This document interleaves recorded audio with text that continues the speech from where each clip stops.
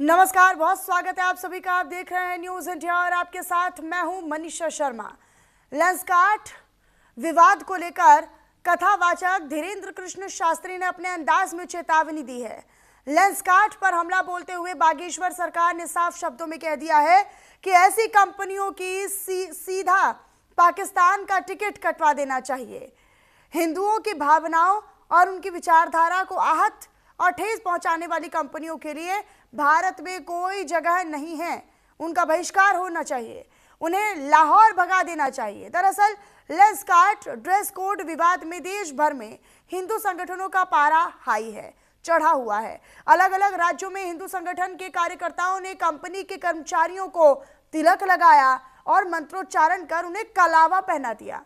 हिंदू संगठन चेतावनी दे रहा है कि धार्मिक पहचान का अपमान कतई बर्दाश्त नहीं किया जाएगा।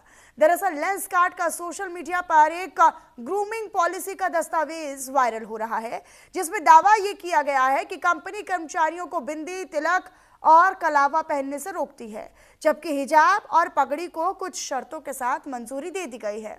विवाद बढ़ा तो विवाद बढ़ने पर कंपनी के सीईओ पीयूष बंसल ने भी सफाई पेश करते हुए कहा, माफी मांगी। लेकिन सवाल ये उठता है कि आखिर ऐसी कंपनियां कब मजहबी चश्मे से देखना बंद करेंगी?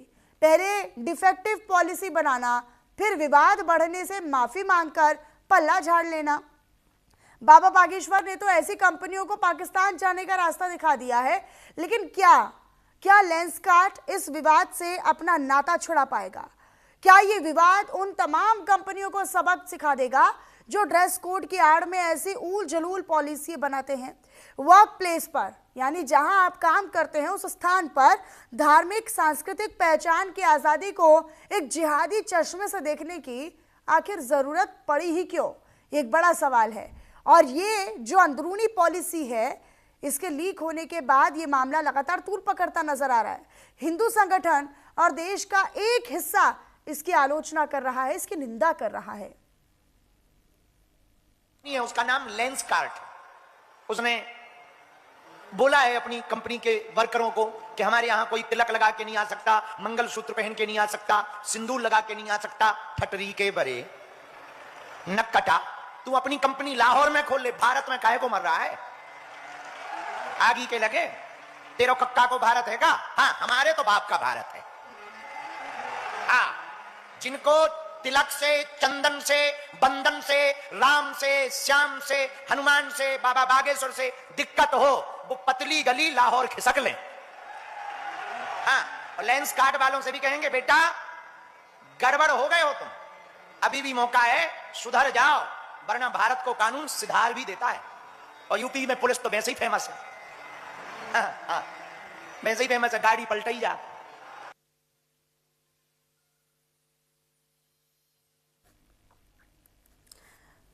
तो देखिए, ये अलग अलग रिएक्शंस अब सामने आ रहे हैं।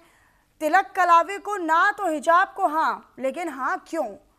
और ड्रेस कोड लागू करना, क्या ये भारत में कंपनियों को आज़ादी देता है? ये कौन से संविधान का अधिकार है? ये कौन से लोकतंत्र में आज़ादी की परिभाषा है कि आप किसी कंपनी में कर्मचारियों को बुलाते हैं, उन्हें हायर करते हैं, उन्हें रखते हैं, और उसमें हिंदू भी होते हैं, मुसलमान भी होते हैं, लेकिन आप केवल हिजाब को, बुरके को आप हाँ बोल देते हैं कि चलिए ये पहन कर आइए। लेकिन कोई हिंदू शख्स अगर टीका लगाकर आ रहा है, तिलक लगाकर आ रहा है, हाथों में कलावा, क्योंकि मान्यता है हिंदू धर्म में तो कलावे को रक्षा सूत्र के तौर पर देखा जाता है, बिंदी या मंगलसूत्र पहना जाता है, तो फिर उसको मना क्यों किया जाता है? हमारे साथ चर्चा के लिए कुछ खास मेहमान जुड़ रहे हैं, आप सभी का तारुफ उनसे करवा देती हूँ। हमारे साथ चर्चा के लिए स्वामी शैलेश आनंद गिरी महाराज जुड़ रहे हैं, महामंडलेश्वर। सर, बहुत स्वागत है आपका महाराज जी। हाजी नाजिम खान प्रवक्ता है पीस पार्टी के, वो भी हमारे साथ जुड़ रहे हैं। सोएब सिद्दीकी मुस्लिम स्कॉलर के तौर पर जुड़ रहे हैं। मृगेंद्र चौधरी राजनीतिक विश्लेषक है, वो हमारे साथ जुड़ रहे हैं। आप सभी का स्वागत करना चाहती हूँ। लेकिन मैं महाराज जी आप ही के साथ इस चर्चा की शुरुआत करना चाहती हूँ। स्वामी शैलेश आनंद गिरी जी, इस कंपनी की ये जो रूल्स बनाए, ये तो अंदरूनी पॉलिसी है, ये कोई ऊपर से कोई ऐसा रूल तो है नहीं कि भाई इसको बनाना ही बनाना है। ये तो कल सपना देखा आज इसको लागू कर दिया, ये तो ऐसे था। इस ऐसी कंपनियों को लेकर क्या कहेंगे कि भाई तिलक को, कलावे को, जो हिंदू धार्मिक परंपराओं को या हिंदुत्व को मना करते हैं, उसके लिए नो एंट्री है, हिजाब के लिए, बुर्के के लिए हाँ है, ऐसा कैसे? देखिए, इस पूरे विषय को हमें बहुत प्राथमिकता से समझना ये होगा कि हमारे स्कूल्स हो या कॉर्पोरेट्स हो, वहां पर यूनिफॉर्म की कहीं ना कहीं आवश्यकता पड़ी। आवश्यकता इसलिए पड़ी थी कि वहां पर कहीं धर्म का भेद ना हो जाए, अमीर गरीब का भेद ना हो जाए। केडर का भेद रखने के लिए भी बैजेस होते थे, हमारी सेनाओं में भी है, हमारे हर चीज में है। किंतु याद रखिएगा, ये जो प्राइवेट सेक्टर है, प्राइवेट सेक्टर के अपने अपने मैनुअल इन्होंने बना लिए हैं। वो मैनुअल जो होते हैं वो कहीं ना कहीं पक्षपात वाले कर देते हैं, वो बिल्कुल उचित नहीं है। आप यदि दोनों पक्षों से या सभी को एक समानता, एक एकता की बात करते तो वहां तक तो समझ में बैठता था। किंतु आपने क्या करा कि एक पक्ष को तो कह दिया कि आप अपनी धार्मिक आवरण को अपना सकते हैं, तो दूसरे पक्ष को कह दिया कि आप नहीं कर सकते, कि कहीं ना कहीं कोई हिडन एजेंडा काम कर रहा है, कहीं ना कहीं उनको कोई पॉल्यूटेड मानसिकता उनको गाइड कर रही है। तो मैं इसको बिल्कुल भी उचित नहीं मानता। ये इसलिए हमें बहुत सख्ती के साथ में देखना होगा। कोड ऑफ कंडक्ट अपना होता है, हैंडबुक्स अपनी होती है, ग्रूमिंग पॉलिसी अपनी होती है, किंतु उनके साथ में उनकी सांप्रदायिक, सामाजिक संवेदनशीलता होती है, कल्चरल सेंसिटिविटी होती है। इस कल्चरल सेंसिटिविटी को इंटरनेशनल कानूनों के परिप्रेक्ष्य में भी और भारत के विशेष तौर पे कानूनों के परिप्रेक्ष्य में भी नहीं, भारत का जो संविधान है, संविधान के अनुच्छेद 25 में तो आपको हर धर्म की पालना का एक आजादी है, आपको तो फ्रीडम है, आपको तो लिबर्टी है। नागरिकों को धर्म की स्वतंत्रता दी जाती है, जिसमें धर्म का पालन, उसका प्रचार और प्रसार शामिल है, लेकिन ये अधिकार पूरे नहीं है। तो यानी कि आप कौन सी कंपनी हो, आप कोई भी बड़ी कंपनी हो, लेकिन जब आप भारत में हैं तो ये आपका भी अधिकार नहीं है कि आप किसी की धार्मिक भावनाओं को ठेस पहुंचाएंगे या फिर आप उन्हें रोकेंगे उनके धर्म की पालना करने के लिए। बिल्कुल, देखिए, फॉरेन कंसल्टेंट्स के एडवाइजेस को फॉलो करने लग गए, जो कि उचित है नहीं और असंवैधानिक है। साथ में इन्होंने क्या करा कि हमारे की जो कल्चरल सेंसिटिविटी है उसको दरकिनार कर दिया। पूर्णतः पाश्चात्य परिवेश को अपनाने की ये होड़ के अंदर ये इतनी नग्नता के ऊपर आ गए या इतनी अशालीनता के ऊपर आ गए, और बाद में इन्होंने वही अंग्रेजों वाली नीति समझ में आ गई। वही भारत के अंदर तो बड़े संवेदनशील लोग हैं धर्म के मामले में। ठीक है, शोएब सिद्दीकी जी का मैं रुक कर लेती हूँ। शोएब सिद्दीकी जी, अभी इस लेंस कार्ड के मामले को लेकर आप जरा अपनी टिप्पणी दीजिएगा। और दूसरा, बाबा बागेश्वर कह रहे हैं कि भाई जिसे तिलक से दिक्कत, जिसे बिंदी से दिक्कत, जिसे कलावा पहनने से दिक्कत, जिसे हिंदुत्व से दिक्कत, वो जाए लाहौर और पाकिस्तान, यहाँ क्या काम? जी मनीषा जी, जो उनका फर्ज है वो अहले सियासत जाने, मेरा पैगाम मोहब्बत है जहां तक पहुंचे। बागेश्वर जी जो है बहुत बड़ी शख्सियत है, मैं समझता हूँ हिंदुस्तान ने उनको ऑलरेडी जानता है और अक्सर अपने इस बयान के लिए वो जाने जाते हैं। देखिए, जहां तक बयान की बात है, अभी बात ये हो रही है कि वहां पर अपने धर्म की बात हो रही है। तो अगर आप देख लें तो हिंदुस्तान में जितनी भी प्राइवेट कंपनियां हो या सरकारी हो, वहां अपनी कोई कोई ड्रेस रहती है। लेकिन जब इंटेंशन ये देखा जाता है कि जाहिर सी बात, बिल्कुल आप सही कह रही है कि उन्होंने ये बात कही कि हिजाब रखा जाए और कलेवा ना बना जाए, ये बिल्कुल सरासर गलत है। लेकिन अगर आप मादी में चली जाएं तो बहुत सी जगह ऐसी थी जहां पे टीचरों ने बहुत जुल्म किया, लड़कियों, मुस्लिम लड़कियों से कहा कि हिजाब उतारिए, बगैर हिजाब के आप कॉलेज नहीं जा सकती। तब हम कहाँ बैठे हुए थे, तब कहाँ डिबेट होती थी। तो इस तरह की मैं समझता हूँ हिंदुस्तान है, जो संविधान मुझको राय देता है वो आपको भी देता है। कई कॉलेज ऐसे हैं जहां पे आपने मुस्लिम लड़कियों को बाहर निकाल दिया, भगा दिया, नाम काट दिया और उनको कहा कि नहीं, जब तक आप हिजाब नहीं हटाएंगे आपको नहीं करा जाएगा। तो मैं चैलेंज के साथ मनीषा जी आपसे कहता हूँ, हिंदुस्तान में कौन है ऐसा शख्स है, बता दे, जो चाहता है मेरी बहन बेटी हिजाब में ना रहे, पर्दे में ना रहे, हक भी चाहता है। लेकिन जब सामने वाली बात आती है तो उसको कहने के लिए अभी 10 बात कर लेता है। तो जाहिर कलेवा वो पहने, उस पर कोई दो राय नहीं है। मैं जहां पर उनको कह रहा हूँ गलत है, लेकिन जाहिर सी बात, जब आप एक्शन करें तो रिएक्शन होगा। तो संविधान जो है सबके लिए बराबर होता है। तो मैं कह रहा हूं, एग्जाम देने से मना कर दिया ना, एग्जाम सेंटर जाने से मना कर देते हैं ना फिर, कि आपने हिजाब उतरवा के आप फिर ही एग्जाम देने जाएंगे, ऐसे बोल रहे हैं ना आप। देखिए है ना, स्कूल की बात कर रहे हैं ना आप। स्कूल की बात कर रहे हैं ना, ऐसा किसी कंपनी में तो हुआ नहीं, सर्विस है, ऐसा किसी कंपनी में तो आज तक हुआ नहीं। अब बताइए, तो अभी आप कहें कि शुएब साहब आपके साथ तो हुआ नहीं, अब्दुल्ला के साथ हुआ था, ये कोई बात तो ना हुई। नहीं नहीं, आप बताइए ना शोएब जी, किसी कंपनी में किसी दफ्तर में तो ऐसा भेदभाव हुआ नहीं, स्कूल में हिजाब के लिए मना किया, बस इस पर बोलिए हाँ या ना, आप इसी की बात कर रहे हैं ना अभी। बहुत मना किया, बहुत बार टीवी पे चला, डिबेटें इसमें नहीं कम हुई क्योंकि मुसलमान का मामला था। नहीं क्यों नहीं हुई है, क्यों नहीं? अभी आपने बोला कि टीवी पर चली है डिबेट, हमने खुद नहीं की है सर डिबेट इस पर। देखिए अभी नीतीश कुमार साहब देखिए, जो हमारे 20 साल मुख्यमंत्री रहे, अब राज्यसभा पहुंच गया, माशाल्लाह बहुत बड़ी शख्सियत है वो। उन्होंने देखिए एक डॉक्टर का हिजाब खींचा था, उसमें कितना रहा मामला। तो देखिए होता क्या है, माजी पत्ती दुनिया गोल है। हमने उस पर भी सवाल किया सर, डिबेट बना दिया। मैंने कहने मतलब देखिए, मैं ये कह रहा हूं कि उस कंपनी ने गलत किया, मैं इस बात को कह रहा हूं। हाँ। ये मत सोचिएगा मैं उसको कंपनी सपोर्ट कर रहा हूं। वहां पे लड़की हिजाब पहनेगी तो अगर हिंदू है वो कलावा पहनेगा, ईसाई है वो अपना चर्च वाला लगाएगा, वो आप नहीं रोक सकते हैं, वो राइट है संविधान में। लेकिन इसके बाद मैं ये कह रहा हूं कि माजी में आप जाइए तो माजी में कितनी मुसलमान ख्वातीन को परेशानियों का सामना करना पड़ा जब वो अपने शौहर के अलावा किसी को चेहरा नहीं दिखाती है, उसका नकाब हटा लिया गया, ऊपर छीन लिया गया। सोचिए वो जर्रा जर्रा क्या हो गया होगा। जबकि हिंदुस्तान मेरा ऐसा मुल्क है जहां पे औरतों को देवी का दर्जा दिया जाता है, लेकिन मुसलमान महिलाओं का हिजाब खींचा जाता है। बताइए क्या बीतेगी उनके ऊपर, बेबसी का आलम क्या होगा। इसको भी तो देखिए आप। हाँ वो कलावा जाएंगे, जरूर पहन के जाएंगे, नहीं जाएंगे उन पर एक्शन लिया जाएगा, लेकिन संविधान सबके लिए बराबर है। आप ये कहिए डिबेट पर कि आपने माजी में मुसलमानों के साथ क्यों नकाब उतारा, क्यों हिजाब उतारा, उसके लिए कंपनी तो ऐसा नहीं होना चाहिए। वो भी गलत था, ये भी गलत है, लेकिन जो पहले गलत हो गया उसको भी आपको मानना पड़ेगा। क्योंकि 1857 में जब आजादी की जंग छेड़ी गई थी तो मेरे हिंदू किसी कंपनी में किसी दफ्तर में हिजाब पहनने पर तो मनाही नहीं है सर। हम ये किसी कंपनी में किसी दफ्तर में किसी कार्यक्रम में ऐसा नहीं देखा गया कि भाई हिजाब पहनकर आए तो इस कार्यक्रम में आपको आने नहीं दिया जाएगा, इस दफ्तर में आपकी एंट्री नहीं है। ऐसा बुर्का पहनने वाले या हिजाब पहनने वालों को के साथ तो नहीं किया जाता है। लेकिन अगर ये किया जा रहा है कि आप तिलक नहीं लगा सकते हैं, आप कलावा नहीं पहन सकते हैं, आप बिंदी और मंगलसूत्र नहीं पहन सकते हैं, उसको उतरवा दिया जाता है। तो यहाँ पर सवाल है। मृगेंद्र जी, मैं आ रही हूँ फिर हाजी नाजिम जी आपके पास। मृगेंद्र जी क्या कहेंगे इसको राजनीतिक दृष्टिकोण से, अगर इसको समझा जाए तो किस तरीके से आपको ये पूरा वाक्य समझ में आ रहा है? कृष्ण शास्त्री जी बोल रहे हैं महाराज जी कि भाई जिनको दिक्कत है वो जाए पाकिस्तान, लेंसकार्ट जैसी कंपनियां लाहौर में काम करें, भारत में नहीं। देखिए ऐसा है, ये दो आइडिया का क्लैश है। एक जो बिजनेस है लेंसकार्ट, वो अपने इकोनॉमिक इंटरेस्ट को प्रमोट करने के लिए एक ऐसी पॉलिसी बनाता है कि जो भारत का संविधान अलाउ ही नहीं करता। आर्टिकल जो 25 भारत का कहता है, भारतीय संविधान का, वो ये कहता है कि भाई हर आदमी को अधिकार है अपने धर्म को मानने का, उसका पालन करने का और उसका जो है प्रसार करने का। अब आदमी पालन कैसे करता है? आदमी पालन कैसे करता है? पूजा पाठ घर पे करता है, रिलीजियस सिंबल डाल के रखता है कि मैं इस धर्म से बिलोंग करता हूँ। पर उसमें जो 3 लिमिटेशन दी हुई है वो पब्लिक ऑर्डर है, मोरालिटी और हेल्थ है।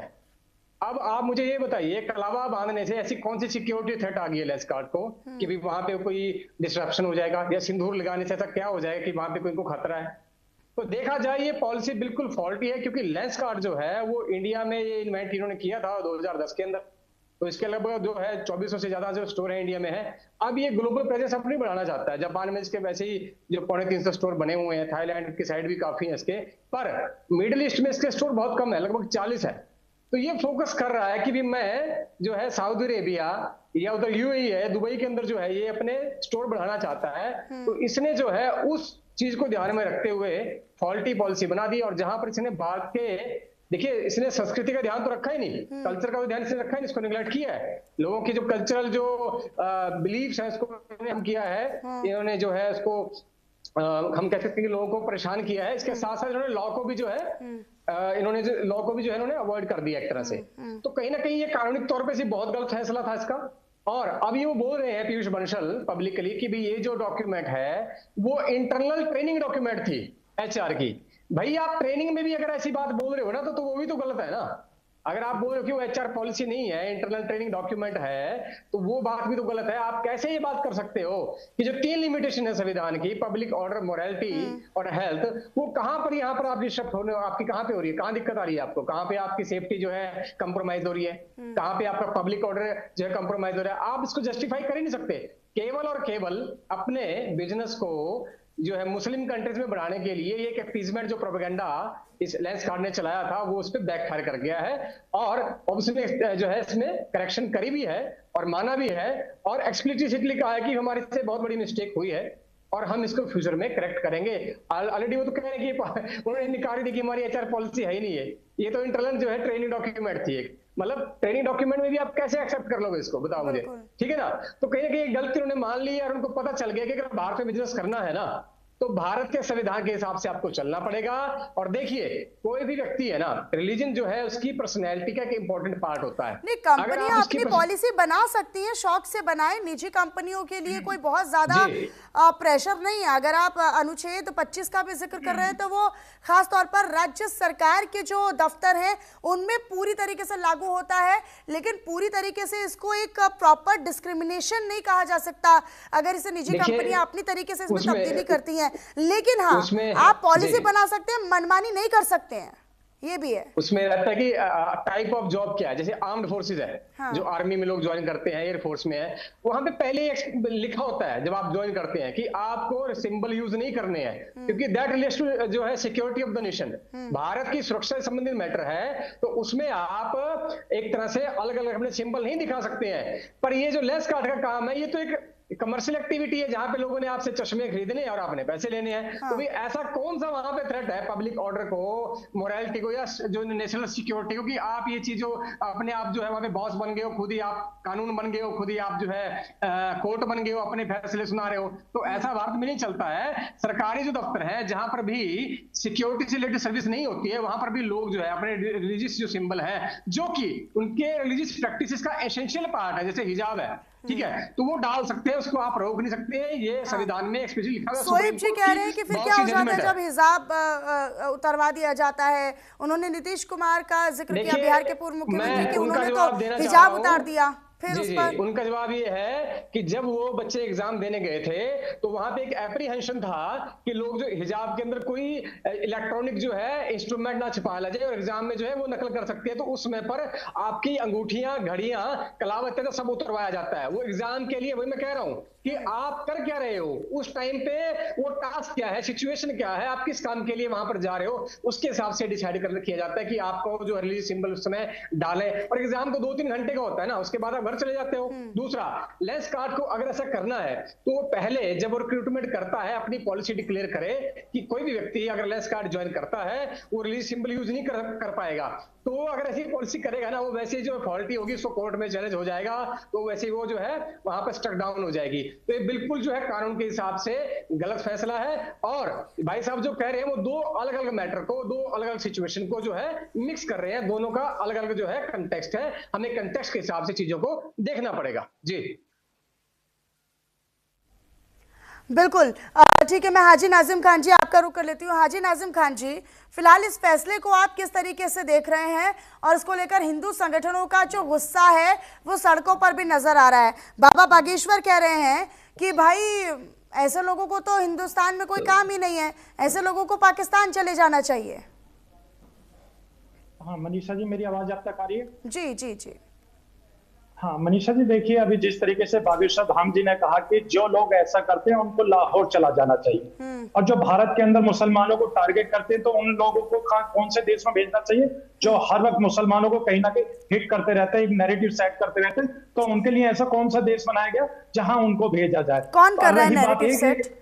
कौन कर रहा है? ये नैरेटिव पूरे देश के अंदर चलाया जा रहा है। अभी लेंसकार्ट की बात हो रही है जिसके मालिक पीयूष बंसल हैं और उनके 2 सहयोगी जो है पार्टनर वो भी हिंदू हैं। लेकिन 2010 के अंदर ये एक लेंसकार्ट जो कंपनी उन्होंने बनाई और इसमें 17,000 के करीब उसके कर्मचारी या 2,000 से ज्यादा स्टोर हैं उसके अंदर। अगर लेंसकार्ट पर जिस तरीके का मामला बताया जा रहा है उनके गाइडलाइन का, उन्होंने कहा कि भाई ये पुरानी थी, हमने चेंज कर दिया क्योंकि हर बार चेंज करते रहते हो। तो उन्होंने इस बात की सफाई भी दी पीयूष बंसल जी ने। लेकिन यहाँ पर अहम मोड़ जब आ जाता जब यहाँ पर एक मैनेजर मोहसिन खान होता है, वहीं पर एक बीजेपी नेत्री अब आप इसे क्या धार्मिक रूप दे रहे हैं सर? नहीं आप सही नहीं, अब आप क्या मोहसिन खान है तो मतलब आप तो वो वाली भाषा बोल रहे हैं सर, मतलब फिर तो इस हिसाब से पॉलिसी से प्रॉब्लम है, पॉलिसी से प्रॉब्लम है ना सर, नाम से प्रॉब्लम नहीं है। गुमराह मत मालिक करो। पीयूष आप बंसल गुमराह है, कर रहे हैं। मैनेजर मोहसिन है, नहीं, तो नहीं। लोगों का जो गुस्सा है आप वो गुमराह मत पॉलिसी करो। पर, लोगों का जो गुस्सा है वो पॉलिसी पर है, पॉलिसी पॉलिसी के पर है, ऊपर उस बात हो रही तरीके है पर नाज़िम गुस्सा है जी। ना। मोहसिन आप से तो पॉलिसी का किसी को कोई समर्थन करते शिकायत हैं नहीं नहीं करते है, हो बताइए। मोहसिन से तो कोई मनीषा जी शिकायत देखिए, नहीं है। हाँ हाँ मनीषा जी देखिए, शिकायत है तभी तो मैं आपके चैनल पर बोल रहा हूँ। मेरी बात हाँ। पूरी सुनने दीजिए। मैंने इसलिए बोल रहा हूँ क्योंकि आपने देखा होगा कि किस तरीके से वहां पर एक बीजेपी नेत्री जाती है, अपने लावा लश्कर के साथ जाती है। भाई उसको किसने परमिशन दी जाके उस शोरूम के अंदर जाके उससे पूछना कि भाई तुम्हारा नाम क्या है? जब उसने कहा कि मेरा नाम मोहसिन खान है, तो उसने छुट्टी क्या कहा कि इसका तिलक लगाओ। इस तरीके का ये कौन सी भाषा थी? अरे भाई आपको उसमें लेंस काट के स्टोर में वहां पे जाना था, वहां पे जाने से साथ प्रशासन को साथ लेके जाते, प्रशासन को कहते कि यहाँ पर इस तरीके का माहौल है। आपने सीधा और क्या कहा कि देखिए मोहसिन है, ये अपनी नमाज नहीं छोड़ सकता, और आप अपने तिलक को इस तरीके का बात वहां पर गए।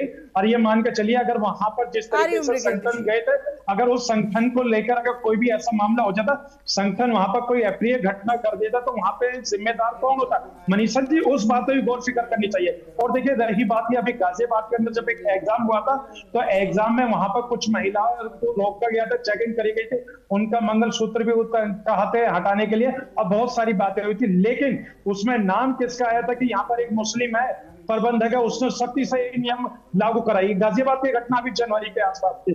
तो ये बता दीजिए, जहां मुस्लिम नाम आ जाता तो उसको बड़ा हाईलाइट करा जाता, लेकिन वहीं अगर काश वो प्रबंधक होता और वो प्रबंधक अगर इस तरीके की बात करता तब ये मामला होता। मैं वही बात कहता हूं कि यहाँ पर जो प्रोटोकॉल की बात होती है, अब देखिए चैनल की भी अपनी पॉलिसी है। चैनल पे भी हमारे जो एंकर होते हैं वो बिंदी भी लगाते हैं, सिंदूर भी लगाते हैं, बहुत से अपने जो भारत की संस्कृति है उससे परिधान में भी हमारे एंकर आते हैं, तो इसमें कोई दिक्कत परेशानी नहीं है। लेकिन यहाँ पर जिस तरीके से लेंस कार्ड को यहाँ पर ये कहा गया है कि भी यहाँ पर इन्होंने बिंदी तिलक कलावे को इन्होंने कहा कि इसको बिल्कुल नहीं लगा सकते, हिजाब वाले आ सकते हैं। हाँ। तो देखिए मैं भी इस बात को कहता हूँ कि हिजाब वाले का जो मामला है उसको भी इनको उस कॉलम से हटा देना चाहिए, क्योंकि ये भारत है, भारत के अंदर हिंदू मुस्लिम सिख ईसाई सब बराबर है। अगर कोई किसी के कलावे पे अगर क्वेश्चन मार्क करता है और हिजाब को कहता है कि हिजाब को रख लीजिए, तो वहीं फिर मुझे मुस्कान याद आ जाते हैं कर्नाटक वाले। तो आपने देखा होगा कर्नाटक में जब मुस्कान अगर अपने कॉलेज में जाती है, तो वहीं पे कुछ लोग जो होते हैं किस तरीके से धार्मिक नारा लगाकर उस मुस्कान बेटे को परेशान करते हैं। और रही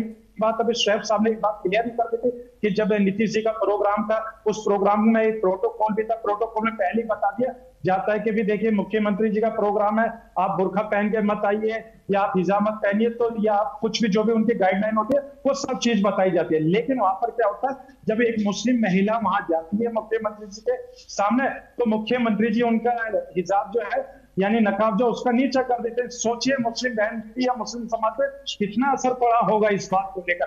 तो वही मैं कहता हूं कि हमें बहन बेटी का मान सम्मान करना है।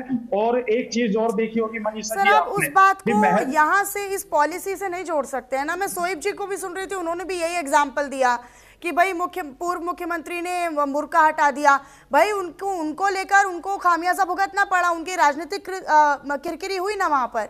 लेकिन मैं एक जनरल वे में आपसे पूछ रही हूँ सर कि अगर इस तरह की पॉलिसी होती है तो फिर अब जैसे कि बागेश्वर हम बोल रहे हैं, सरकार बोल रहे हैं कि भाई ऐसे लोगों को पाकिस्तान चले जाना चाहिए, ये तो भारत देश है, ये तो हिंदुओं का देश है। इस पर मैं आपका रिएक्शन चाह रही थी, आप तो सीधा बिहार का ही एग्जाम्पल दे रहे हैं। हाँ नहीं मनीषा जी, आपका वो जवाब देता हूँ। देखिए धीरेन्द्र शास्त्री जी के साथ मैंने 1-to-1 डिबेट भी करी है चैनल पर, तो मैं जानता हूँ धीरेन्द्र शास्त्री जी किस तरीके का बयान है। और रही बात ये, देखिए फैसला भारत सरकार करेगी किसको भारत में नागरिकता देनी है किसको नहीं देना, ये भारत सरकार का काम है। और एक चीज और मैं कहता हूँ, लेंस कार्ड में जिस तरीके के गाइडलाइन थे, उस गाइडलाइन पे देखिए हम लोगों को भी आपत्ति है, क्योंकि जिस तरीके से उन्होंने एक हिजाब वाली बहन बेटे को टारगेट करने के लिए ये गाइडलाइन लेके आए, तो ये बिल्कुल गलत है। वहां पर तिलक बिंदी कलावा वाले को भी मंजूरी देनी चाहिए थी, और लेकिन उन्होंने हिजाब का नाम लेकर जाहिर सी बात है कहीं ना कहीं मुस्लिम बहन बेटियों को भी टारगेट किया गया। तो इस बात से हम लोग भी बड़े आहत हुए कि हमारी बहन बेटी को टारगेट करने के लिए ये किस तरीके की पॉलिसी लेकर आए। हिजाब के नाम पर हमारी बहन बेटियों को यहाँ पे भी टारगेट किया जाएगा। अगर आपको याद हो मुजफ्फरनगर का मैं एक कॉलेज का नाम बताऊंगा जहां पे बुरखा तो बैन था, लेकिन जब वहां इवेंट होता है तो वहां एक रैंप होता है। हाँ तो जी वहां नाजिम बुरखे जी, में अब आप लड़कियों को हिजाब दिखाया को जाता अगर है। हाँ बोलो तो भी मुस्लिम टारगेट हो रहे हैं, हिजाब को अगर ना बोलो तो वहां पर भी मुस्लिम टारगेट हो रहे हैं। आपका एक नैरेटिव है कि मुस्लिम टारगेट हो रहे हैं, ये मुझे बोलना ही है और आप बोलते ही हैं उसको फिर हर डिबेट में, हर चर्चा में। नहीं, मैं मृगेंद्र जी का पास आ जाती, बहुत देर से वो कुछ कहना चाह रहे हैं। मृगेंद्र जी, मैं नाजिम साहब को ये कह रहा हूं कि अगर देखिए कोई बीजेपी का लीडर किसी मुसलमान के साथ जो है कोई गलत व्यवहार करता है तो वो मुसलमान विरोध करे। वो तो पढ़े लिखे हैं, मैनेजर है लेंस कार्ड के, वो कहते मैं नहीं लगाऊंगा, सिंपल सी बात है। क्योंकि अगर उनको लगता है कि वो मुसलमान है और भाई वो तिलक लगा रही है तो मना करते मैं नहीं लगाऊंगा, भाई मैं मुस्लिम हूँ, वो कानूनी एक्शन भी ले सकते हैं। तो उनके लिए इनको बोलने की आवश्यकता नहीं है, वो पढ़े लिखे व्यक्ति हैं। बात कहाँ पे हो रही है? पॉलिसी पे। हम सब पीयूष गोयल का नाम, पीयूष बंसल का नाम ले रहे हैं हम सब, ना कि आपके जो मुस्लिम भाई है उसका नाम नहीं ले रहे हैं। हमें कोई मतलब नहीं इस बात से। हमारे ऑब्जेक्शन पॉलिसी से है। आप कह रहे हैं कि सरकार डिसाइड करेगी कौन इंडिया में रहेगा। अरे भाई वो बंसल साहब को कह रहे हो कि अगर आपने इंडिया में यहाँ पे बिजनेस करना है ना तो आप हिंदुओं के खिलाफ जो है डिस्क्रिमिनेटरी जो है ट्रीटमेंट नहीं ला सकते हो। चौधरी साहब हम यही तो कह रहे हैं कि ये नहीं चौधरी साहब नहीं, अब मैं बीच में मैं पूरी बात करता हूँ, आपके एग्जाम्पल का जवाब भी दूंगा, मैं पूरा कर रहा हूँ। भाई बात ये है कि आप कह रहे हो भाई जनता भी तय करेगी ना। सरकार जनता चुनती है अपने अधिकारों की सुरक्षा के लिए, अपनी सुरक्षा के लिए और हमें अपने को फैसिलिटी प्रोवाइड कराने के लिए। अगर जनता को ये लगेगा कि सरकार उनको सुरक्षा नहीं दे पा रही है और वो उनकी आइडेंटिटी, उनकी कल्चर, उनका धर्म, उनका जो जीवन है खतरे में है, तो जनता विरोध करेगी। सरकार का वेट थोड़ी करेगी। वो जहां पर गलत हो रहा है जनता विरोध करेगी और वो जनता कर रही है। भाई हम क्यों अलाउ करें इस चीज को कि सऊदी अरेबिया की जो पॉलिसी है वो लेंस कार्ड इंडिया में थोप रहा है, हम कैसे अलाउ कर देंगे इसको? आपको अगर वो पॉलिसी बनानी है वहां जाइए। हमें क्या मतलब है? आप सऊदी अरेबिया जाओ, वहां पे आउटलेट खोलो, वहां पे अकेले मुस्लिम भर्ती कर लो, उस देश की जो पॉलिसी हुई आप वहां पे कर लो। इंडिया में अगर आपको काम करना है तो भारत के संविधान को मानना पड़ेगा और हिंदुओं के साथ भी आपको जो है इक्वल ट्रीटमेंट करना पड़ेगा। अगर आप जैसे दूसरे धर्म के लोगों के साथ ट्रीटमेंट करते हो ना तो आपको हिंदुओं को वही ट्रीटमेंट देना पड़ेगा, वरना आपका बिजनेस यहाँ पे बंद कर दिया जाएगा, चाहे वो कानून करे या जनता भी उसको बायकॉट के द्वारा बंद कर देगी। जी ठीक है, तो आप 30 सेकंड दे दीजिए। हाँ, ठीक है, 30 सेकंड दे बोलिए दीजिए। बोलिए फिर देखिए मैं अभी इन्होंने सऊदी अरब की सऊदी अरब की भी बात करी, तो मैं इनको बता दूं भारत जो संविधान से चलता है, किसी भी इस्लामिक मुल्क की बात यहाँ पर करके मैंने पीयूष बंसल को रेफर किया है आपसे। देखिए जब आप चौधरी साहब आप बोलिए आप। और रही बात ये कि अभी आप कह रहे हैं कि लेंस कार्ड कंपनी को यहाँ पर बंद कर दिया जाएगा। वो अगर लेंस कार्ड अगर कंपनी के मालिक अगर अपना फैसला ले लें, वो पूरे भारत के अंदर अपने जो 2000 से ज्यादा स्टोर चल रहे तो बंद करते हैं तो 17,000 जनता नहीं खरीदेगी तो क्या करेगा? वो चश्मे कहाँ बेचेगा? 17,000 से ज्यादा बंद होगा। माफी मांगी उसने, डर गया। आप लोगों की है क्या? नहीं, आप लोगों की नैतिक जिम्मेदारी है उन लोगों को, फिर वो बेरोजगार साहब जनता के आसान होता है। आसान क्यों है? जो बंसल ने माफी मांगी है वो जनता के प्रेशर से मांगी है, सरकार के प्रेशर से नहीं मांगी। सरकार ने जो पॉलिसी है वो पीयूष बंसल जी जानेंगे। जनता ने दिमाग टिकाने आ गया उसका ना। इस जैसे जो और लोग हैं उनका भी दिमाग टिकाने में आ गया है। हम ऐसे नहीं कर सकते। कंपनी के मालिक है, सिर्फ उसी पॉलिसी को वही चेंज कर सकते हैं। भाई पीयूष बंसल ने जो माफी मांगी है वो जनता के आक्रोश से तो मांगी है।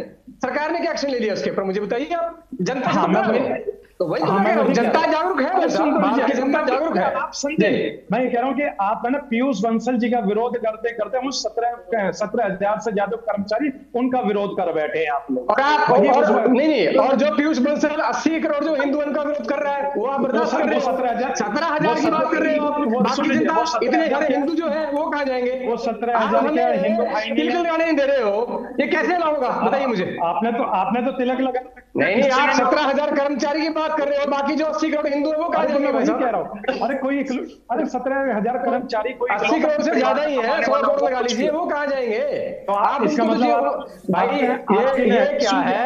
कांग्रेस सरकार के समय से ही हिंदुओं को मानसिक तौर पर दबाया गया है, ये उसका परिणाम है। ये लोग चाह रहे हैं कि आज के समय में हम हिंदुओं को दबा लेंगे, पर अब ऐसा नहीं है। हिंदू जाग गया है और वो विरोध करेगा। अगर उनकी कल्चर आइडेंटिटी पे आप अटैक करोगे तो हिंदू विरोध करेगा। उसके लिए वो हर तरह से सक्षम है। सरकार को भी साथ में आना पड़ेगा कि देखिए ये जो मूवमेंट चली है ये संविधान के हिसाब से बिल्कुल सही है, इसमें कोई भी गैर कानूनी काम जो है जनता नहीं कर रही है, तो इसका विरोध होगा। और ऐसे जितने और भी लोग हैं सबका विरोध किया जाएगा। अब यूपी में, एमपी में, अलग अलग शहरों में, अलग अलग राज्यों में लेंसकार्ट के स्टोर्स पर जाया जा रहा है। उसके मेन गेट पर वास्तिक बनाया जा रहा है, स्वास्तिक बनाकर तिलक लगाया जा रहा है। वहां पर लोगों को पहुंचकर हिंदू संगठन के कुछ लोग हैं जो कलावा बांध रहे हैं, स्वास्तिक लगा रहे हैं। इसको लेकर क्या कहेंगे? तिलक लगा रहे हैं। देखिए मनीषा जी, ये सब चीजें जो है ये हिंदुस्तान की गंगा जमने की तहजीब की मिसाल है जो पूरी दुनिया में जाती है। लेकिन होता क्या, कभी कभी हम आप चंद सस्ती शोहरत पाने के लिए, मंजरेआम पर आने के लिए, सुर्खियों में आने के लिए इस तरह के बातें ला देते हैं। आप देखिए अभी मेरे पीछे आप देखिए भगवा गमछा दिख रहा होगा आपको, अगर आप हाईलाइट करेंगी, गमछा भगवा है तो क्या ये हिंदू का, क्या मुसलमान का नहीं है? ये हरा कपड़ा मेरा है, क्या हिंदू भाई का नहीं है? ये सब चीजें होती है सस्ती शोहरत पाने के लिए। अब मैं मेन बिंदु मनीषा जी आ जाऊं। देखिए बागेश्वर जी ने एक बात ये कही कि पाकिस्तान चले जाओ, दूसरा आपने हिजाब पे बात रखी, दो चीजें अलग हैं। दोनों को मैं शॉर्टकट में ही बता दूं, कई पैनल हमारे मेहमान बैठे हुए यहाँ पर हैं। बागेश्वर जी जाहिर सी बात है बहुत काबिल आदमी, मैं उनका खुद सम्मान करता हूँ। हो सकता है हमसे 1-2 साल वो छोटे ही हो, लेकिन बाकी हर मामले में बहुत आगे हैं। उन्होंने कहा कि पाकिस्तान चले जाएं, तो देखिए पाकिस्तान को आप जान जाइए कि पाकिस्तान जो है मेरा दुनिया में सबसे बड़ा दुश्मन है। तो वो पाकिस्तान का नाम लेके मुसलमानों को बदनाम ना करे। जो पाकिस्तान का नाम लेता है तो उनको निपटा ही दिया जाता है। लेकिन आप हर मुसलमान को, हिंदुस्तान को पाकिस्तान से जोड़ के आप खाई पैदा करने की बात करते थे।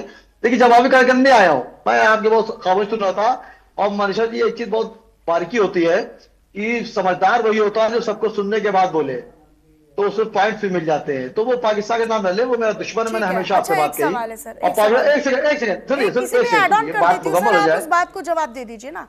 मैं ये कह रही हूँ कि जब मोहसिन खान ने, जब वो मैनेजर है ना, मोहसिन खान ने या कंपनी ने इस तरह की पॉलिसी निकाली कि भाई तिलक, कलावा, बिंदी, सिंदूर और मंगलसूत्र ये अलाउड नहीं होगा, हिजाब को हाँ बोल देंगे, तब आप लोगों ने आपत्ति नहीं की कि भाई भेदभाव हो रहा है? भेदभाव तो तभी शुरू हो गया था, शुरुआत में भेदभाव नहीं हुआ, लेकिन जब वहां पर बीजेपी की नेता पहुंची, उन्होंने तिलक लगवा दिया हिंदुओं को, तो फिर आपको भेदभाव महसूस हो गया। देखिए जब होता क्या कि एंकरी डिफेंस में आ जाएगा तो मैं क्या बोलूं? नहीं आप बताइए ना। नहीं मेरे जहन में एक सवाल उठा ना सर, इतना आक्रोश, इतना गुस्सा तो दिखना चाहिए ना। देखिए होता क्या है कि एंकर जो होता है, जितने पैलेस्टीन होते हैं सबसे वो सवाल करे, उसकी जिम्मेदारी होती है सबको एक बराबर देखे। इसी तरह घर के माँ बाप होते हैं, हर बात को एक नजर देखे। टीचर में क्लास टीचर होता है जो हर बच्चे को एक नजर देखे। अगर उसमें वो हरकत फर्क कर देगा तो चौपट हो जाएगा, घर भी हो जाएगा, देश भी हो जाएगा। देखिए उन्होंने गलत किया, ये बात मैं क्या आपसे बात कर रहा हूँ कि वो कंपनी ने गलत किया। तो मेरा हिंदू भाई है, उसका राइट है कलावा पहनने का। मैंने पीछे भगवा देखी टंगा, मैं बता रहा हूँ बात से। लेकिन मैं माजी में जाने की बात कर रहा हूँ कि माजी में कुछ ऐसी बातें हुई जो उनको करना पड़ा। और हिंदुस्तान संविधान से चलता। मैं हमेशा कहता हूँ जब शुएब सिद्दीकी के साथ बात होता है तो आप संविधान से चलो, और जब आप पे आए तो आप संविधान तोड़ दे, तो ऐसा तो पॉलिसी बेहतर नहीं होती है। मैंने हमेशा कहा हिजाब हो, आप राजस्थान जाइए, वहां पे मेरी हिंदू औरतें जेल के सामने यहां तक घूमकर डोल रहती हैं। कितना अच्छा लगता है संस्कार कि हिंदुस्तान का संस्कार कितना है। और किसी मुस्लिम लड़की ने चेहरा से जुबा लिया तो आप हाथ से उसको खींच लेते हैं कि चेहरा दिखाओ, तुम चोर तो नहीं हो, तुम डाकू तो नहीं हो। तो इस मुल्क में औरत का दर्जा बहुत बुलंद है, चाहे वो मेरी बेटी हो, मेरी बीवी हो, मेरी माँ हो, मेरी खाला हो, मेरी फूफी हो, कोई हो।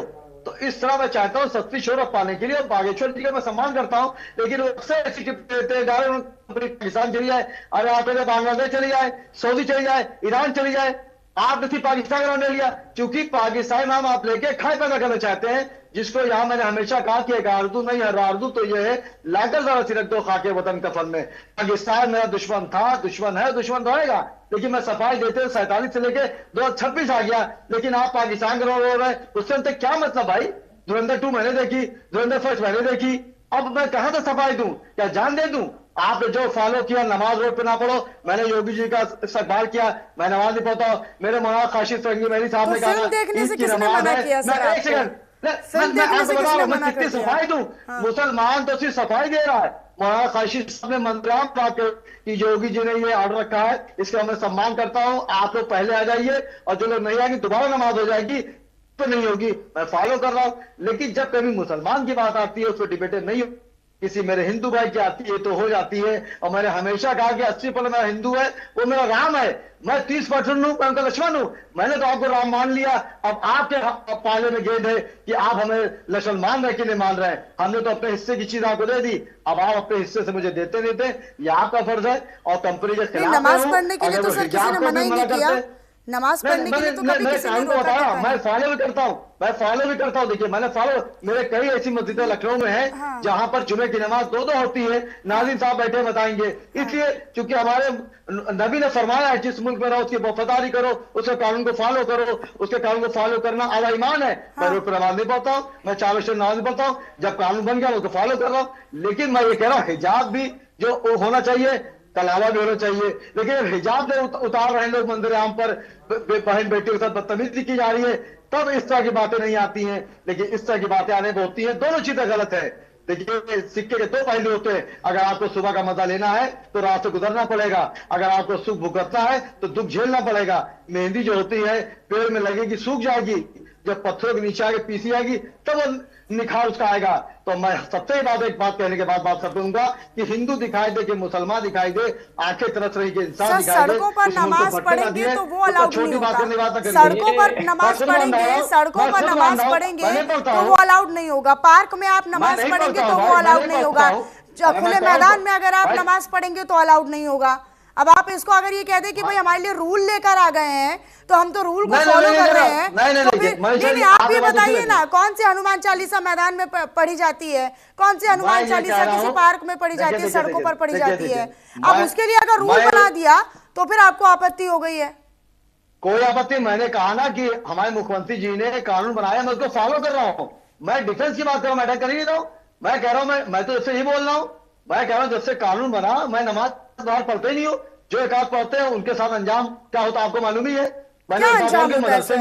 नहीं ये गलत है ना, ये क्या अंजाम होता है सर? क्या अंजाम होता है बताइए? ये क्या नैरेटिव है? ये क्या नैरेटिव है? ये क्या नैरेटिव है सर? मतलब आप अपने धर्म का पालन कर रहे हैं तो आपके साथ अंजाम बुरा होता है, ये क्या नैरेटिव है? नहीं देखिए सुनिए, आप बात को दूसरा मोमेंट देना चाहिए। नहीं, आपने शुरू किया है सर। अगर आप खुले में नमाज पढ़ेंगे, सड़कों पर नमाज पढ़ेंगे तो कौन अलाउड करेगा सर?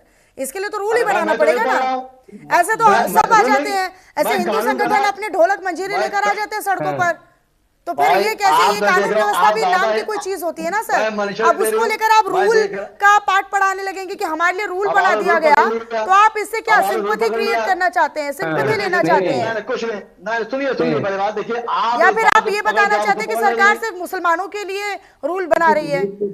मनीषा जी डिबेट को डिरेल मत होने दीजिए। ये रंज की जब गुफ्तगू होने लगी, आपसे तुमसे तू होने लगी, ये होता रहेगा। हाँ। याद रखिएगा लेंस काट ना तो कोई मंदिर है ना मस्जिद है न कोई अस्पताल है। बिल्कुल न तो मंदिर है न कोई मस्जिद है न कोई अस्पताल है कि जहां पर हमें सारी चीजें ऑर्नामेंट्स को उतारना पड़ेगा कि कहीं मेटेलिक इलेक्ट्रिक एलर्जी काम कर गई तो किसी का नुकसान हो जाएगा। शैलेश आनंद जी, शोएब जी तो स्कूल का उदाहरण दे रहे हैं, कह रहे हैं कि हिजाब उतारने के लिए कह दिया जाता है स्कूलों में बच्चियों को। उनकी बहुत सारी बातें अच्छी है, पर ध्यान रखिएगा मनीषा जी, स्कूलों के अंदर मैंने तो देखा है कई जगह पे आपने हिजाब उतारने की बात कही तो वहां पर यह भी केस हुआ है कि पहनाना जबरदस्ती की भी बात हुई। तो इन चीजों के ऊपर तो सख्ती आना पड़ेगी। हम हर एक व्यक्ति को अपने धर्म का पालन करने दे, किंतु ध्यान रखिएगा जो हमारी रूल बुक है, जो एचआर की जो मैनुअल बुक होती है, उसके इंस्पेक्शन के लिए हमने बात करी। बहुत पहले बहुत बड़ा डिबेट हुआ, बहुत बड़ा नेशनल लेवल के ऊपर सिंपोजियम हुआ, जिसके अंदर हमने सनातन आयोग शब्द यूज करा, कमीशन का यूज इसलिए करा था ताकि एक हाथ में जुडिशरी पावर हो, दूसरे हाथ के अंदर हम उन्हें कहीं ना कहीं पनिशमेंट दे सके। आज क्या हो रहा है, न्यूज कार्ड जैसे भ्रष्ट लोग अपनी पता नहीं कितनी दृष्टता करते चले जाएंगे कि किसके द्वारा मोटिवेटेड नहीं। और ऐसी कंपनियों को जो अपनी मनमानी करती हैं, उनकी मनमानियों को रोकना तो जरूरी है। आज कलावा बंद किया है, कल को पता नहीं क्या बंद कर देंगे। मिलने की बात करिए ताकि कम से कम ट्रम्प की चापलूसी करते करते कुछ चश्मे हुआ बेच लेंगे। ये लेंस कार्ड को देखिए, अभी मैं मुर्गेन जी की सारी बातों से सहमत रहा, किंतु एक बात मैं कहना चाहूंगा, इस प्रकार के जो पब्लिक मूवमेंट्स को अराउज करने वाली जो चीजें होती है उसके अंदर एक शब्द होता है स्वतः संज्ञान। तो मुझे लगता है शासनों को भी स्वतः संज्ञान लेना चाहिए अदालतों को भी स्वतः संज्ञान लेना चाहिए। एक दो मामले सख्त हो जाएंगे ना मगेन जी, तो इन सबकी बुद्धि ठिकाने आ जाएगी। ये कॉर्पोरेट लेवल के ऊपर एक जहर फैलाने की साजिश चल रही है। हम लगातार ये देख रहे हैं, आज की खबर में हम लखनऊ के अंदर देख रहे हैं कि फर्जी डॉक्टर लोगों को सर्टिफिकेट बांट करके एम्स की मीटिंग के लिए ले जा रहा है हिंदू महिलाओं को। तो ये कोई जरूरी थोड़ी कि हर मुसलमान इतना ही कपटी हो, किंतु हाँ पॉल्यूशन घुसा है, ये प्रदूषण, ये जहर घुसा है। इस जहर को रोकने की जवाबदारी यदि जनता की है तो जनता ने तो बता दिया कि भाई गलती हुई। शासक वर्ग कितना उनके साथ शक्ति रख रहा है, न्यायालय कितना छोटा संज्ञान रख रहा है, ये बेहद आवश्यक है। अन्यथा क्या होगा, ये युद्ध ऐसे ही चलता रहेगा और हमारे भारत के अंदर एनआरकी की स्टेट पब्लिक के हाथ में आती चले जाएगी। पब्लिक हाथ में लेगी न्याय तो एनआरकी ही आना है। तो मैं इस चीज को ठीक है। कभी भी अच्छा, सहमत नहीं करूंगा। ये कृष्ण शास्त्री जी के बयान को किस तरीके से देखेंगे आप, क्या बोलेंगे सर इस पर, शैलेश आनंद जी? जी देखिए, उनका आक्रोश उनकी जगह उचित है। कारण क्या है कि आज यदि कोई सिंगल लाइनर किसी को भी बताया जाएगा तो लगातार उदाहरण देख रहा है। टीवी चैनल चालू करो तो हर जगह उदाहरण मिल रहे हैं कि किस प्रकार का पॉल्यूटेड माइंड से किसी एक धर्म विशेष को रोका जाता है। टीसीएच से लेकर के तो लेंसकार्ट तक, लेंसकार्ट से लेकर के तो अभी मैं पढ़ा था पुराना डॉक्यूमेंट एयर इंडिया का भी निकल करके आया जिसके ऊपर खंडन करा कि नहीं हमने इस प्रकार का ड्रेस कोड नहीं रखा है। तो ड्रेस कोड जो है उसको हमने धार्मिक सम्मान और नीति से क्यों मान लिया? वो इसलिए मान लिया क्योंकि जो कॉर्पोरेट से या जो निर्णायक वर्ग है इन्होंने कहीं ना कहीं मन के अंदर जहर फैलाने का एक निर्णय ले चुके हैं। ये कहीं ना कहीं प्रदूषित हो चुके हैं, तो इनकी जांच होना बेहद आवश्यक है और उनको दंडित करना उससे ज्यादा आवश्यक है। तो यहाँ पर भी ये जहर बनाने का और घोलने का ही काम कर रहे थे, यही मकसद था? हाँ जी बिल्कुल वही है, बिल्कुल वही। अन्यथा ऐसे कैसे होगा? एक वर्ग के पीछे आप यदि पीछे हाथ जोड़ करके पड़े कि उनको कैसी भी करके उनके सेमी कॉन्शियस में बिठाया जाए कि उनका रोजगार जो है धर्म से दूर रहने में, धार्मिक प्रतीकों से दूर रहने में, तो ये अपने आप में बहुत बड़ी साजिश है। इसको हम एक तरह से मनोवैज्ञानिक आतंकवाद कहते हैं। ये मानसिक आतंकवाद है जो धीरे धीरे करके लाया गया। ईरान के अंदर ये हुआ, रशिया का विक्टर हुआ, आप देखिए कैसे हुआ डिसऑर्गेनाइजेशन ऑफ रशिया को। आप देखिए यूएसएसआर से आज वो इतने टुकड़ों में बटा। तो इसी प्रकार के मनोवैज्ञानिक जिसे कह सकते हैं इंट्रूजनमेंट्स के जरिए, हस्तक्षेप के जरिए जो धीरे धीरे करके एक व्यवस्था के अंदर काबिज होता चला गया और वो व्यवस्था जो थी वो किसी एक पक्ष की होकर के रह गई और दूसरा पक्ष दमनित होकर के रह गई। मृगेंद्र जी कुछ कहना चाह रहे हैं? जी मैं ये कहना चाह रहा हूँ, पाकिस्तान जो है इस्लामिक रिपब्लिक है, ये सब जानते हैं, 1973 में बना था वो, ठीक है। तो पाकिस्तान में स्टेट के द्वारा ही इस्लाम का प्रमोशन किया जाता है। वो पॉलिसी हिसाब से बनाते हैं कि इस्लाम का प्रमोशन हो, बाकी रिलीजन जो है वो पीछे रहे। तो बागेश्वर धाम ये कहना चाह रहे हैं कि अगर आपको ऐसी प्रो मुस्लिम और मुसलमानों को अपील करने की अगर पॉलिसी बनानी है तो आप पाकिस्तान चले जाइए ना, वहां बिजनेस करिए, वो स्टेट भी आपको सपोर्ट करेगा। पर भारत में आपको ऐसी पॉलिसी के अंतर्गत आपको यहाँ पे नहीं ठहरने दिया जाएगा, ना आप यहाँ पे बिजनेस कर सकते हैं और ना ही आपको काम करने दिए जाएंगे। तो कहीं ना कहीं वो बिल्कुल ठीक कह रहे हैं। अगर आपको प्रो मुस्लिम ही काम करना है, अगर आपको मुसलमानों को ही अपील करना है, अगर आपको उनके लिए ही काम करना है तो आप पाकिस्तान चले जाओ। सऊदी अरेबिया आप कर ही रहे हो, आपके 40 आउटलेट वहां पे अभी है नहीं है और बात कर रहे हो कि आप वहां की पॉलिसी इंडिया में लागू कर दोगे, तो हुआ ना बैकफायर। ये बहुत ही बड़ा इनका जो है पॉलिसी बैकफायर हुआ है, बहुत बड़ा जो है इनका बैड डिसीजन था ये। रही बात इनकी, बार बार कह रहे हैं कि नीतीश कुमार जी ने हिजाब खींच दिया या बुर्का खींच दिया। अब नाजिम खान ने खुद बोला है कि प्रोटोकॉल है, वो कोई उनको पुरस्कार दे रहे थे या कुछ भी दे रहे थे, उनको सर्टिफिकेट दे रहे थे, उसमें व्यक्ति की आइडेंटिटी दिखना जरूरी है कि कौन व्यक्ति सामने आता है। हाँ नीतीश जी की गलती ये है कि उन्होंने खुद अपने हाथ से जो बुर्का वो हटाया है ना, वो बहुत गलत किया। वो मना कर सकते थे, अगर उनको लगता है कि वो जो वुमेन है वो अपना फेस नहीं दिखा रही है तो मना कर दे कि सर्टिफिकेट नहीं मिलेगा, आप प्रोटोकॉल फॉलो नहीं कर रही है। उन्होंने जो हाथ लगाया है वो किसी वुमेन की इंटीग्रिटी को उन्होंने जो टच किया वो बहुत गलत किया है। उसका हम भी जो है उनको गलत बोलते हैं। वो किसी भी स्त्री की आप जो है इंटीग्रिटी को जो है आप ऐसे पॉल्यूट नहीं कर सकते हो, आपको कोई हक किसी ने नहीं दिया, आप मना कर देते हैं कि अगर आपने प्रोटोकॉल फॉलो नहीं किया है अब वापस जाइए, आपको जो है पुरस्कार नहीं मिलेगा, ऐसा वो कर सकते हैं। उन्होंने बहुत गलत किया। रही बात दूसरी, मैंने पहले ही बोला है कि वो तो नियुक्ति पत्र दे रहे थे, वो तो नियुक्ति पत्र दे रहे थे। देख बात है ना, वो तो किसको देनी है, नियुक्ति पत्र दे रहे थे। दूसरा जो बुर्का ये कहते हैं, बुर्का का जो कंसेप्ट क्या है पहले आप इनसे पूछिए कि वुमेन जो है बुर्का क्यों डालती है, आपको तभी समझ में आ जाएगी वो वैसे ही गलत है, ठीक है। दूसरी बात ये बोल रहे हैं स्कूल के एग्जाम के में लड़की को जो परेशान किया गया, मैं वही बात कह रहा हूँ, एग्जाम चाहे आईआईटी का हो चाहे और भी मेडिकल एग्जाम होते हैं कोई भी, वहां पर स्पेशल गाइडलाइन होती है। स्टूडेंट्स को बोला जाता है कि आप कोई और तो छोड़िए, आप कोई चेन नहीं डाल सकते, आपको कपड़े भी जो है ढीले डालने होंगे, आप मतलब बुर्का और हिजाब तो बहुत बड़ी बात है, आपको कलावा भी खोलना पड़ेगा, अंगूठी भी निकालनी पड़ेगी, इयरिंग्स भी निकलवा देते हैं वो एग्जाम से पहले, एग्जाम देने के बाद आप फिर डाल लो, क्योंकि वहां पर आप जो है एक प्रोटोकॉल होता है कि भी बच्चे जो है नकल मार लेंगे, उसमें वो निकलवाया जाता है, तो ये कोई बड़ी बात नहीं है। हाँ, जो बात गलत है बुर्के बाद जो नीतीश कुमार ने किया, हम उसका जो विरोध करते हैं, उनको ऐसा नहीं करना चाहिए था। रही बात दूसरी कि पाकिस्तान इस्लामिक रिपब्लिक है, वो मुस्लिम धर्म को ही प्रमोट करता है। आप जानते हैं वहां पे सिखों की हालत क्या है, हिंदुओं की हालत क्या है, कश्मीर में ब्राह्मणों की हालत आपने देख ली थी, तब वहां पर भी जो डोमिनेंस था ऐसी आइडियोलॉजी का, अब तो वहां पे सुधार हो गया है। तो ये चीज हम यहाँ पे नहीं होने देंगे। अगर आपको ऐसी पॉलिसी बनानी है कि आप मुसलमानों को ये अपील करेंगे या उनको ही प्रमोट करेंगे, तो आप फिर पाकिस्तान जाओ, आप सऊदी अरेबिया जाओ, आप ईरान जाओ, जहां मर्जी जाओ। भारत में अगर आपको काम करना है तो सभी को साथ लेके चलना पड़ेगा। और ऐसे माफी मांग लेने से पल्ला नहीं झाड़ा जा सकता ना शोएब जी, माफी मांग लेने से। हाँ, बैकलैश इतना ज्यादा हो चुका है, वो डैमेज बहुत हो गया लेंस कार्ड को, अब वो भविष्य में ऐसा काम कभी नहीं करेगा, ये मैं आपको बता रहा हूँ। उनकी शक्ल से ही पता चल रहा है कि उन्होंने बहुत जो है इसमें नुकसान उठा लिया है। अब भारत में जो उनका बिजनेस था ना, बहुत ज्यादा बड़ा हुआ था, लगभग 1.3 बिलियन जो है उनको डॉलर का प्रॉफिट हुआ था अभी पिछले लास्ट मंथ 2025 में। आप देखना वो शार्पली बहुत नीचे जाने वाला है, और कहीं ना कहीं ये बहुत बड़ा बैकलैश होगा। इंडिया तो छोड़िए, बाहर भी फेल होने वाले हैं, ये बहुत बड़ा पॉलिसी इनका जो है वो था, ये बहुत गलत इनका डिसीजन था ये। ऐसे माफी मांग लेने से पल्ला झड़ जाएगा क्या? आप बच लेंगे क्या? ऐसे आपने माफी मांग ली और फिर आप बच जाएंगे? पनिशमेंट। देखिए मनीषा जी, कुछ रिश्ते ऐसे होते हैं जिनको नाम न देना ही बेहतर होता है, और कुछ गलतियां ऐसी होती हैं जिनकी माफी नहीं होती है। मैं बार बार आपसे कह रहा हूँ, यहाँ पे लखनऊ में आप देख लिए, लुलु मॉल है, बहुत फेमस है, पूरा इंडिया फेमस है। वहां पे मेरे हिंदू भाइयों को क्या तादाद थी, मुसलमान से कितनी ज्यादा है।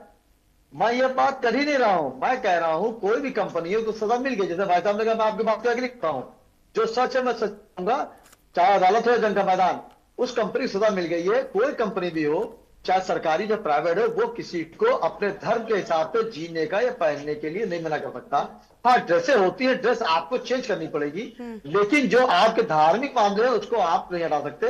ये मैं आपके साथ खुद बात कह रहा हूं, चाहे वो हिजाब हो, चाहे घूंघट हो, चाहे कलावा हो, चाहे बिंदी हो, किसी के साथ नहीं खेल सकते। लेकिन मेरी सिर्फ यहाँ पे बात कहने की बात आती है कि जब मनीषा जी के साथ जब बात आती है तो हमको इल्जाम दिया जाता है, लेकिन किसी हमारी फातिमा के साथ बात आती है तो फिर इल्जाम नहीं दिया जाता है। ये चीज मुनासिब नहीं है। नीतीश साहब इतने बड़े मुख्यमंत्री थे, देखिए आपने भी बात मानी, मैं उनका सम्मान करता हूँ, मेरा ननिहाल भी बिहार का, सिवान का है, मैं उनका सम्मान आज भी करता हूँ, हमारे गार्जियन है, हमारे तुल्य है बिहार को। लेकिन उन्होंने हाथ से उसका हिजाब खींच लिया, उस औरत ने नौकरी छोड़ दी, वो बंगाल चली गई, फिर लौट के आई वगैरह वगैरह। तो मैं ये चाह रहा हूँ कि मुल्क संविधान चलता है, कोई कंपनी हो, आप किसी को मजहब के मामले से फिर उन्होंने नौकरी कर भी तो ली, उन्होंने रिज्वाइन कर भी तो लिया सर, उन्होंने नौकरी पर वापसी भी तो कर ली। आप मुझे कितना अच्छा लगता मनीषा जी डिफेंस में फौरन आ जाती, काश इस तरह मुसलमानों के लिए डिफेंस में आ जाइए तो नहीं, फिर तो मैं ये भी बोल दूंगी ना सर कि नियुक्ति लेने वाली भी तो एक मुस्लिम महिला थी, नियुक्ति लेने वाली भी तो एक मुस्लिम महिला है। आप बोलिए ना फिर। कह रहा हूँ मैं हिंदू मुस्लिम पे मैं बहस करता नहीं हूँ। आप मैंने कई डिबेट दी है, आप मेरे चैनल कितने भी चैनल में डिबेट देता हूँ, आप पूछ लिए, मैं वाहिद शख्स ऐसा हूँ कि मैंने कभी हिंदू मुस्लिम बात ही नहीं करी, कि मैं सबसे हिंदुस्तानी उसके बाद कोई हूँ। ऐसी कंपनियों को सजा होनी चाहिए ना। अभी आपने बोला लखनऊ में नमाज 2 बार पढ़ने वालों पर क्या रूल है, अगर वो फॉलो नहीं करते तो उनका क्या हश्र होता है, ये सारी चीजें तो साहब आप ही बोल रहे हैं ना, ये सब तो मैंने नहीं बोला। बात दूसरी कह रही, मैं रूल मैंने कुछ कहा नहीं, मैंने कहा जो रूल बना। हाँ बोलिए। आपकी एक भी कमेंट अब तक जो है यूनिफॉर्मली नहीं आई है। आप केवल और केवल मुस्लिम इंटरेस्ट को फोकस करके सारी स्टेटमेंट दे रहे हो अभी तक अपनी, चाहे आपकी वो ग्राउंड में नमाज की थी, आप बात करते कि आप बंसल बोलिए, आप जो है नीतीश कुमार जी की तरफ चले गए। आपने एक बार भी खुले दिल से नहीं कहा कि ये गलत हुआ है, हिंदुओं के साथ गलत हो रहा है। मैं यही सुनना चाह रही हूं। अरे क्या बार कह दे, सुनिए तो। नहीं भाई साहब, अरे हम बोलने तो देंगे, क्या बार बोले भाई, मैं बोल रहा हूँ गलत है। पूरी बात मैं आपको बता रहा हूँ, आप बोल रहे हैं गलत पर घुमा के बोल रहे हैं ना, सरेआम नहीं बोल रहे हैं आप। भाई ये जो दोगला है चेहरा है, पड़ेगा या आप करिए, मैं सेकुलर हूँ, आप सेकुलर बनिए, मैं तो सेकुलर हूँ, आप बनिए सेकुलर। नहीं नहीं, ऐसा नहीं है, ऐसा नहीं है। बात करिए ना, आप सेकुलर बनिए, मैं सेकुलर हूँ, आप बनिए सेकुलर। नहीं नहीं नहीं, गलत कुछ नहीं, गलत है। मैंने नमाज का कहा नहीं, गलत कौन है? नहीं नहीं, गलत है, तो गलत। क्लियरली डिनाई करिए ना कि गलत हुआ है, बात खत्म हो गई है बस। मैं कर रहा हूँ, मैं डिनाई कर रहा हूँ, दूसरे मैं कह रहा हूँ। बीच में लेके आ रहे हो। आपने क्यों नहीं देंगे? क्यों नहीं देंगे आप? क्यों नहीं देंगे आप? आप महिला के साथ पीछे के नहीं देगा। आप महिलाओं के साथ नहीं नहीं, आप जब मुस्लिम महिला का बोला तो क्यों नहीं बोलेंगे? उस पर बहुत डिबेट हुई है, क्यों नहीं बोलेंगे? होगा, आप उस पर बोलना, हम भी बोलेंगे। शैलेश आनंद जी, शैलेश आनंद जी, मैं बाहर में कह रहा हूँ, शैलेश आनंद जी, ठीक है, शैलेश आनंद जी कुछ कहना चाह रहे हैं, बताइए। ठीक है शैलेश आनंद जी। नमाज कैसे पढ़ लोगे आप? अरे मैं कह रहा हूँ कि देखिए, मैं कह रहा हूँ कंपनी गलत किया, मैं कह रहा हूँ कंपनी ने गलत किया। किसी ने रोका है? आप परमिशन किसी ने रोका है भाई साहब? आप रोड पे नमाज पढ़ोगे, आप ग्राउंड में कैसे अलाउ कर देंगे? बताइए, आपको कैसे पॉसिबल है? मैंने बात कही आपसे, मैंने बात आपसे कही, मैंने बात कही, देखिए गलत बोल रहे हैं, मैंने आपसे कही। ठीक है, देखिए मैंने आपसे मैंने कहा ही नहीं। तो ऐसे मुद्दे के लिए मैंने सीधी सी बात कही, मैंने सीधी सी बात कही कि कानून बना, मैं फॉलो कर रहा हूँ। मैंने कहा आप गलत बोल रहे हैं। नहीं आप गलत बोल रहे हैं। आपने मैडम को बोला एंकर मैडम को कि भाई ऐसे नमाज नहीं करने देते, भाई जो अनकॉन्स्टिट्यूशनल है वो कैसे अलाउ करते हैं? तो आप कहां सेकुलर हुए? आप संविधान के खिलाफ ही बात कर रहे हैं। अरे सुनेंगे तो यार, अब सुनिए तो मुझे बंद करिए, सुनिए मेरी बात। मैंने कहा कि नमाज का कानून बन गया, मैं कानून को फॉलो कर रहा हूँ। मैंने क्या कहा, मैं रोड पर कर लूंगा, मैंने कहा बिल्कुल करना पड़ेगा। अब आप फिर अच्छा शोएब जी, अब ये जो विरोध चल रहा है इसको लेकर क्या कहेंगे? स्वास्तिक बना दिया जा रहा है, लेंस कार्ट के तमाम शोरूम्स पर हिंदू संगठन के लोग पहुंच रहे हैं, इसको लेकर क्या कहेंगे? मनीषा जी, जब सुनिए ना मनीषा, उन्होंने बात छोड़ी है, मुकम्मल कर लूं। मैंने 10 बार बात कही, जो हिंदू भाइयों के साथ हुआ गलत हुआ, मैंने बात कही। और नमाज मैंने ये कहा कि कानून बनकर मैं फॉलो कर रहा हूँ। मैंने कहा मैं रोड पर पढ़ूंगा, मैंने कहा जो पढ़ रहे उनको सजा मिल रही है, आप बात दूसरे को घुमा रही है। मैं सिर्फ कह रहा हूँ कि कानून सबके लिए बराबर है, चाहे हिंदू चाहे मुसलमान हो, चाहे ईसाई हो। लेकिन आप अगर मैं मुस्लिम, सुनिए, मैं मुस्लिम और मुस्लिम को पैसा भी करूंगा ना, क्यों नहीं करूंगा? और मैं बाबा अगर पाकिस्तान मान क्यों ले, पाकिस्तान दुश्मन है, मैं पहले आपसे कह रहा हूँ। हम भी तो आप बात जरूर दीजिए, मैं भी प्रैक्टिस करता हूँ, मैं भी रुक करना जानता हूँ। गलत हुआ है, हम भी कह रहे हैं बात, मैं खुद कह रहा हूँ, लेकिन ठीक है, लेकिन रूल्स की आड़ लेकर नहीं, रूल्स की आड़ में कोई भी निजी कंपनी हो वो अपने मनमाने तरीके से रूल्स फॉलो अप करवाने के लिए लोगों को मजबूर नहीं कर सकती है, या धर्म का पालन नहीं किया जा सकता है, या आप अपने धार्मिक चिन्हों को छुपा कर रखिए, या उनको फॉलो नहीं कर सकते, उन्हें पहन नहीं सकते हैं। ये किसी संविधान के किसी अनुच्छेद में या किसी हिस्से में नहीं लिखा है। इसको लेकर निश्चित तौर पर एक बड़ी बहस जो है वो छिड़ चुकी है। बहुत शुक्रिया आप सभी खास मेहमानों का हमारे साथ जुड़ने के लिए और इस चर्चा में अपनी बात अपने रखने के लिए। और फिलहाल इस चर्चा के साथ इस बुलेटिन में भी इतना ही। आप बने रहिएगा हमारे साथ। नमस्कार।